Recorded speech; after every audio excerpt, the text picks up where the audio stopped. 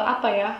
Karena aku tahu sih bergunanya membaca itu buat aku kayak mana gitu kan. Kayak sekarang kan Bener kayak gara-gara malas baca, cuman lihat judul yang clickbait, iya. ribut gitu. Maksudnya udah langsung percaya hoax karena nggak mau membaca dulu.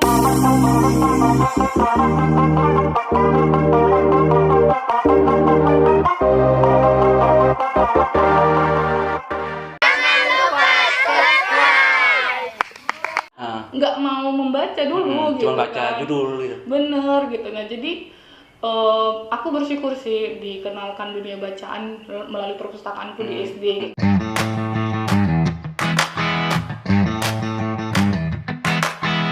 gitu kan, dan aku pengen anak-anak lain juga gitu dan itu bisa merembes ke keluarga gitu kan secara pribadi, dan aku merasa kayak ya kita tuh komunitas pertama kita tuh apa sih? Keluarga kan? Iya benar. Gitu kan.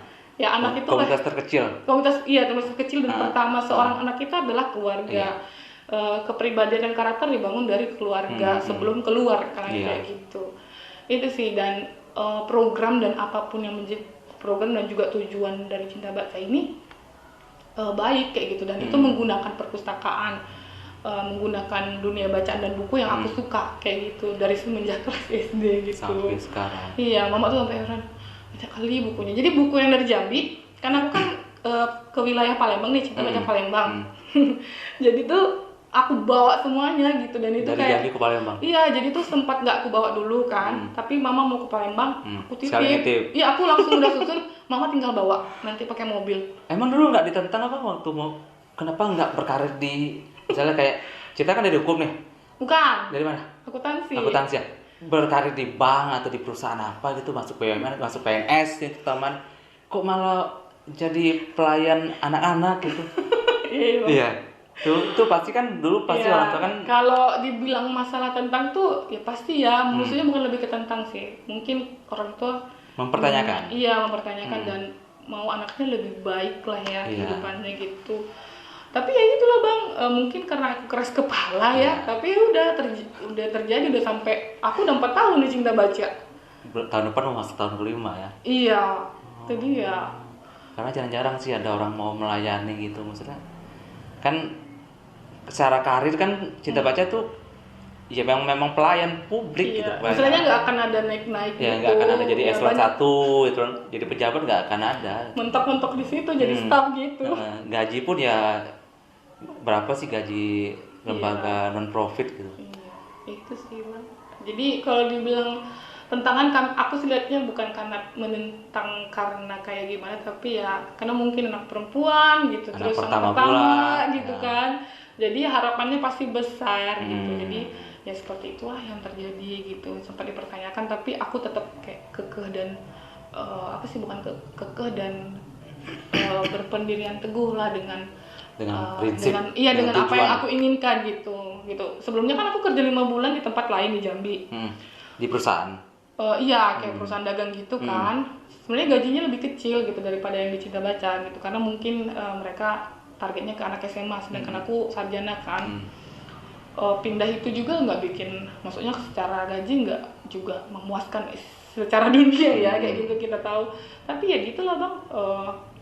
Aku jalanin kayak gitu sampai sekarang kayak gitu. Kalau ditanya orang ya bahagia nggak Cit ya, semua tuh pasti ada risiko. Ya, kalau nggak ada risiko bukan hidup ya. Mati. Kalau nggak mau ada risiko mati aja kan Bang. Oke, pertama tadi karena suka baca. Kan Cinta Baca ini kan target utama itu anak-anak tuh. Iya. Suka anak-anak nggak? Jadi sebenarnya dengan berbagai pola tingkah. Sebenarnya kalau dulu tuh cukup membingungkan kali ya, karena untuk menghadapi anak-anak itu perlu emosi yang kesabaran ekstra. Sedangkan aku tuh enggak gitu, tapi mungkin karena sudah punya hati itu dan terbentuk sebelum masuk Cinta Baca, akhirnya lihat anak-anak ini yang pertama-tama kayak masih gimana gitu ya, terus semakin mendalami dan semakin menikmati sih kayak gitu jiwa anak-anak, dan mungkin karena jiwaku jiwa anak-anak ya mungkin masih ada jadi kayak wah ketemu temen nih kita main aja gitu aja sih Bang gitu. Kalau dibilang suka anak-anak tuh sebenarnya suka gemes gitu. Jadi aku kalau lihat anak bayi tuh ini gemes apa dulu nih? Gemes pengen cewek atau gemes itu pengen bikin dia bersuara. Biasanya kan anak-anak tuh lagi diam tuh, aku tuh pengen dia bersuara gitu. Oh, biar kok. Iya. Ayo dong. Iya ayo gitu. dong, gitu.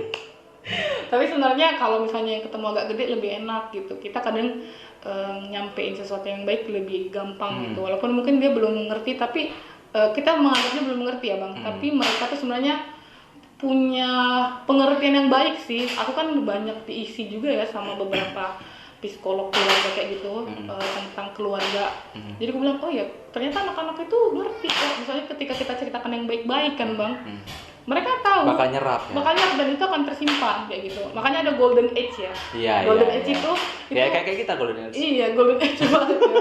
Golden age itu golden age yang atas ya bang, bukan golden age yang anak-anak ya. Oh, kalau berarti secara psikologi kalian tuh ada dilatih nggak sih yang volunteer ini untuk ngadepin di lapangan nanti untuk ngadepin anak-anak? Kan beda psikologi kita sama anak-anak. Jadi kan kita training dulu kan, bang. Volunteer tuh biasanya nggak punya pengalaman bercerita. Aku pun juga dulu nggak Iya, punya apakah harus punya pengalaman? Tapi di training dulu bang akhirnya. Jadi kita tuh kayak nggak hanya sekedar dilempar aja ke lapangan, tapi kita di training dan Dikasih senjata lah. Iya gitu dan jangan takut untuk salah di pertama kali, itu biasa. Gitu. Nanti akan semakin banyak apa istilahnya bang, jam terbang akan semakin terbiasa. Iya, soal salah nih. Iya. Wah. Hal paling apa ya? Kalau dibilang memalukan, ya anggaplah memalukan untuk dirimu. Waktu pertama kali terjun tuh di depan anak-anak apa? Oh kalau depan anak-anak ya, mungkin kadang salah ngomong, nggak sengaja aja gitu bang. Contohnya? Salah ngomong. Aduh gimana ya bilangnya ya? Sebenarnya kurang tepat gitu harus menyampaikannya maknanya gitu. Tapi gimana ya cara supaya anak-anak ngerti gitu? Kadang-kadang kita harus cari bahasa anak-anak yang definisi yang dipilih itu agar masuk ke mereka tuh apa gitu. Iya, terus bagaimana mereka supaya menerima itu dengan menyenangkan gitu, nggak kayak itu sebuah perintah bukan, tapi itu sesuatu yang harusnya sebagai manusia kita kerjain. Iya, kita kerjakan kan gitu. Terus aku juga pernah mengalami waktu lagi ke lapangan gitu. Ya biasa ya, aku tuh jiwa anak-anak dan lasa gitu ya bang. Lasak tuh apa ya? Petakilan. Bang tuh kan yang kayak mau diputar itu. Kita duduk kayak gini. Itu belum ditanam. Jadi kalau belum ditanam itu kan pasti bakal roboh dan itu gila ya. Dilihat sama orang pos bacanya itu di salah satu TK gitu kan, di pos bacanya. Dan itu malunya minta ampun gue bilang. Tapi mereka kayak ya udah lah gitu. Ketawa aja, dan itu masih sering jadi bahan ketawaan karena itu memorable banget ya bang. Gila anak sebesar ini jatuh kayak gitu. Ini anak gadis jatuh di dalam mainan anak TK gitu kan. Tapi kalau kesalahan kayak anak-anak itu mungkin lebih kayak kadang terlalu keras juga bisa bang. Kadang-kadang kan kita emosi kita juga kadang-kadang lagi gak bagus nih moodnya. Sering terpancing dengan pola tingkah mereka. Iya gitu. Tapi itulah belajar ya, semakin belajar untuk cara balikin mood kayak mana? Cara balikin mood? Cara balikin mood? Masa gue bilang selfie bang? Enggak sih. Maksudnya gini, ketika ini kan moodmu ketika mau berangkat ke tempat anak-anak itu sudah nggak bagus nih. Sampai di sana berharap kan moodmu baik nih dengan ceriaan mereka, mereka respon ketika kita kasih materi. Tapi waktu di lokasi mereka ternyata responnya berbalik negatif. Moodmu kan makin rusak nih. Ya gimana ya kalau cara pertama-tama sih kayak agak lebih ini sih bang, lebih apa kayak bawa ke bawah emosi kayak gitu. Kadang ya diem aja, kadang yang mukanya jutek aja gitu kan, gitu sih. Dan kebanyakan ya udahlah, namanya anak-anak kayak gitu kan, akhirnya lama-lama kayak gitu. Dan lama-lama kayak udah makin gimana sih cara ngadapin mereka untuk ngomong, karena ya kami juga diperlengkapi lah bang ya untuk menghadapi anak-anak itu gimana, ada trainingnya gitu kan, diperlengkapi. Akhirnya gini sama anak-anak kayak gitu, nggak boleh ya, ini nggak boleh ya gitu. Karena kan meja kantor kami tuh kayak gabung sama perpustakaan, jadi anak-anak tuh kadang kayak merasa sudah deket, datang gitu, kita lagi kerja gitu kan. Itu kayak mungkin kayak ibunya kayak kerjaannya kita tuh mungkin nggak bisa dilihat sembarangan orang gitu kan. Dari situ gitu ya, meski mungkin dia nggak ngerti, tapi kita kan kayak ini nggak ada privasi nih kerjaan mau kita. dimarahin nanti salah. Iya, jadi kadang-kadang kami ini ya nanti ya ayo ini dulu, pekerjaan dulu selesai, nanti ini kalian duduk aja baca buku atau main. Kami kadang kasih mainan supaya mereka ini, pokoknya gimana lah supaya bijaknya, supaya kayak kami juga tegas tapi juga nggak ngebanjain mereka. Walaupun sudah misalnya ada yang beberapa yang sudah berapa kali jadi kayak udah kenal dan merasa deket, Itu yang biasanya agak lebih susah diinin kan bang. Kalau yang baru-baru kan biasanya kayak malu-malu, pojokan aja gitu kan. Tapi kalau udah kenal lagi kurang asem juga gitu. Tanda asem. Kayak mereka tuh datang berarti dia harus pakai kartu itu ya? Kartu. Oh, enggak. Kalau untuk baca di tempat gratis, Bang. Siapapun datang. Siapapun. Misalnya gini, ayo Cinta Baca mampir dong. Ya udah dia lihat dulu. Kayak Gramet gitu. Iya. Oh. Free terus baca di situ. Tapi kalau dia mau pinjem, dia harus jadi anggota dan bayar. Ada iuran per bulan atau gimana? Bukan, iurannya Sewa. sekali untuk setahun. Oh, buku itu bisa dipegang sama dia setahun? Bukan, jadi anggotanya setahun, okay. Dia bayar sekali, dia jadi anggota selama setahun full. Dan dia bisa pinjem 4 buku dalam seminggu. Maksimal 4 buku dalam seminggu? Iya. Nah, kalian ngontrolnya gimana nih? Ngontrolnya ya gitu bang, daftar kan, mereka isi formulir kan. Nah biasanya kami tuh punya kayak gini, sebulan pertama kami hanya boleh kasih 1 buku ke mereka. Sebulan pertama di keanggotaan mereka? Jadi anggota, iya sebulan pertama hanya boleh pinjam 1 buku selama seminggu. Setelah sebulan mereka boleh lebih. Nah itu punya alasan khusus. Nah karena memang beberapa kadang ada kasus seperti ini bang. Kami kasih 4 buku nih, misalnya, rupanya nggak balik-balik lagi. Ya itu gimana? Itu nggak, kami telepon, misalnya kami usahakan telepon siapa orang tuanya? Maksudnya dia kasih kontaknya siapa? Misalnya kalau anak-anak kan mereka kontak orang tua, pakai KTP orang tua kan, biasanya didampingi orang tua. Tapi anak sekarang udah pada punya handphone ya? Iya, tapi biasanya kebanyakan sama orang tua sih, karena kami butuh KTP bang. Oh iya, jadi kami alamat iya, jadi kayak fotokopi KTP-nya kan. Jadi kami coba telepon atau kami coba ini SMS atau apa sih kendalanya gitu. Tapi kadang-kadang kalau sudah lost, mau gimana bang? Kayak gitu. Nah, jadi relakan buku itu ya? Makanya ya sebulan pertama kami kayak gitu dulu. Sebulan pertama dia jadi anggota kami buat seperti itu. Jadi kalaupun kami hilang, misalnya nggak rugi banget nih langsung 4 buku gitu ya. Tapi 1 buku kayak gitu. Jadi karena itu bagi kami buku adalah aset gitu kan. Tuh balikin tuh. Ini udah nggak profit. Buku diambil, aduh. Belum lagi yang rusak kalau balikin. Kadang-kadang kita harus mikir ini gimana cara bagusinnya, perbaikinnya. Apakah mereka ganti? Enggak. Kalau rusaknya masih bisa kami perbaiki bang, kami nggak akan ganti. Tapi kalau hilang atau rusaknya parah dan harus nggak bisa diperbaiki, kami ya mohon maaf sih harus diganti karena kan. Mereka yang ganti. Iya benar. Kalau kabur? Ya itu dia. Tadi ya? Ya itu gimana lagi bang?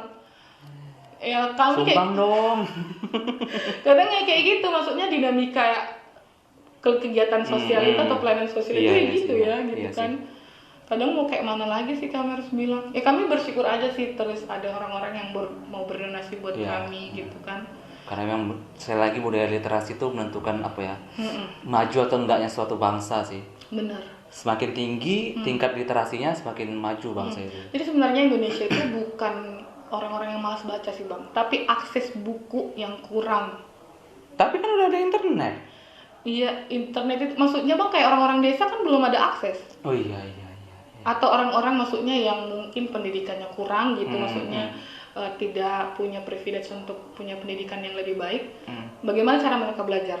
Melalui buku kan kita bisa belajar kan, gitu. Jadi kadang-kadang itu bukan karena malas baca atau karena kita kan mikirnya Indonesia dua terakhir apa sih tingkat membacanya gitu kan. Padahal sebenarnya karena akses kayak gitu, dan itu karena aku sering nonton yang berhubungan tentang kayak gitu, dan Indonesia itu sebenarnya bukan malas membaca tapi lebih ke akses sih gitu. Jadi kayak buku-buku di desa itu misalnya buku yang sama selama 5 tahun itu aja, bayangkan abang buku 5 tahun tapi sama. Itu aja dan mungkin nggak di-upgrade dan ya kami hadir juga kan ke desa-desa yang selagi kami bisa hadir di desa kayak gitu, tapi di kota pun juga butuh kan kayak gitu, kayak tapi kan ada di pinggir kota gitu kan bang.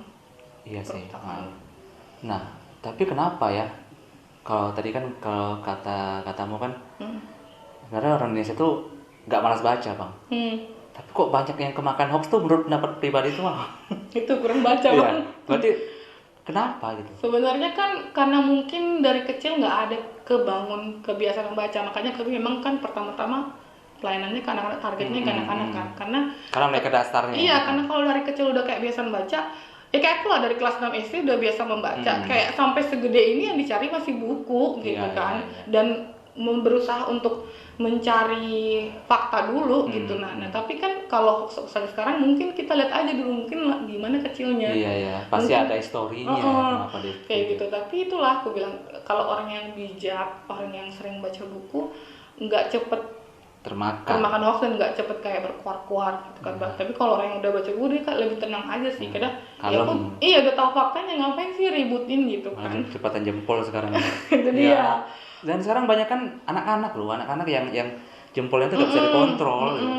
Kadang-kadang itu juga sih bang, apa sih namanya ya, kalau kayak kami ini karena dalam budaya literasi, apa ya namanya, tantangan kami juga salah satunya adalah teknologi. Tapi kami berusaha bagaimana menggunakan teknologi sebagai media untuk menyampaikan. Nah itu aku bilang, kayak kami ada YouTube sekarang, itu juga berguna. Aktif ya YouTube-nya? Iya, cukup aktif kami untuk YouTube-nya kayak gitu kan. Kami kayak keluarin video cerita tuh seminggu sekali untuk saat ini, nggak tahu kedepannya ya gitu. Terus juga kita share sesuatu yang positif lah di Instagram kita sebisa mungkin, atau kita ngadain webinar yang menarik dan berisi, bermakna gitu. Kayak kita pernah buat webinar mengenai kesehatan mental kayak gitu, dan ternyata banyak orang yang itu merasakan manfaatnya gitu kan.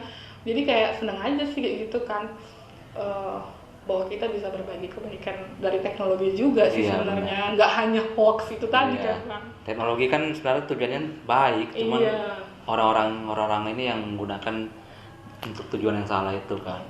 Oke, Cinta Baca ini kan semua program sama kan, satu Indonesia kan? Iya. 9 cabang tadi kan? Oh enggak sama sih bang. Sama. Mereka punya ada program tambahan-tambahan sesuai daerah. keunikan daerah masing-masing. Kayak Perda lah ya. Perda? Iya kan, Perda kan sesuai Perda kan. Benar-benar. Nah itu tuh sekarang ini mau akhir tahun nih. Target Cinta Baca untuk tahun 2022 apa? Masih sama ya bang, kayak program utama itu ya, yang tadi aku bilang itu program kejar itu, cari baca, karena itu program utama yang harus kita kerjakan. Terus kita juga ada program tambahan seperti parenting, penyuluhan orang tua.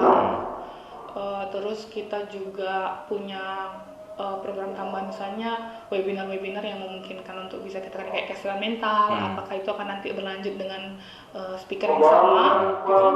Azan, kita break dulu ya. Nah lanjut lagi, jadi setelah break azan Isya. Oke, target tadi apa sih? Oh iya, target tadi ulang lagi lah ya, enak. Jadi yang pasti tadi tuh udah ada program utama, karena itu program yang harus kami kerjakan ya, program utama. Lalu ada program-program tambahan, ya seperti kayak tadi lah bang, ada apa namanya, kayak webinar, ya webinar apa aja sih, atau pelatihan secara apa ya, secara online juga kayak gitu, yang bisa semakin mengisi sih buat orang-orang kayak gitu. Kayak kami kan tahun ini bikin webinar kesehatan mental sebenarnya kayak nggak ada direncanain, tapi ada speaker yang kami buat, terus gitu, dan ada ininya, ada apa istilahnya, sumber dayanya nih, maksudnya orangnya kenapa enggak gitu. Dan itu juga sesuai dengan ini juga kan, program kami utama tentang kejar sehat tadi kayak gitu. Terus ya banyak sih bang, kayak English Club, kolaborasi sama yang lain, kolaborasi dengan komunitas lain tuh, itu banget sih. Dan bisa kolaborasi dengan teman-teman lain sih, maksudnya teman-teman bisa jadi volunteer di Cinta Baca. Ya anggaplah bernasib waktu dan tenaga. Iya nggak mesti harus punya uang dulu untuk berbuat sesuatu. Untuk kawan-kawan terakhirnya pesan-pesan ya, mungkin ini sedikit subjektif karena aku memang dari orang dari bekerja secara literasi juga, dan aku juga sangat mengikuti literasi dari kecil ya bang, maksudnya suka baca dari kecil gitu. Dan teman-teman, yuk kita sama-sama ningkatin minat baca di tempat kita masing-masing. Nggak perlu sih maksudnya kayak Indonesia, atau enggak, mulai aja dari rumah, lingkungan, atau pergaulan kita masing-masing, atau di mana kita bisa memberi diri. Aku bilang gitu kan, Cinta Baca di beberapa wilayah tadi itu. Teman-teman kalau misalnya ada di wilayah itu silakan gitu. Di Jambi ada loh. Di Jambi ada gitu kan. Bisa juga gitu. Ya karena aku tuh satu quote yang aku ingat itu dan membekas sampai sekarang gitu ya. Dia bilang, jika ingin menghancurkan sebuah bangsa dan peradaban, hancurkan buku-bukunya, maka pastilah bangsa itu akan musnah. Jadi tuh untuk bisa memusnahkan sebuah bangsa tuh ya hancurkan aja. Cukup buku aja dihancurkan. Hancurkan buku-bukunya gitu. Dan buku itu ternyata sangat begitu penting bagi sebuah bangsa kayak gitu, bagi sebuah komunitas kayak gitu di mana kita berada kayak gitu. Kan di situ semua sumbernya tuh, Iya. situ ilmunya situ semua. Bener. Ya dari mana kita kalau nggak dapat ilmu dari sekarang kan Bang? Ya memang sih handphone bisa gitu, tapi buku pun juga itu ya itu dari dulu kita buku kan yang kita gunakan, dan buku lebih membekas sih gitu daripada handphone atau teknologi gitu. Karena buku aja susah dijangkau sama seluruh masyarakat, apalagi handphone. handphone, bener. Benar kan? Itu sih. Oke. Thank you, Cid. Sama-sama Bang. Jadi kawan-kawan, budayakan membaca. Oke, sampai jumpa lagi di Ngobos berikutnya dengan bintang tamu yang lebih keren tentunya. Dadah.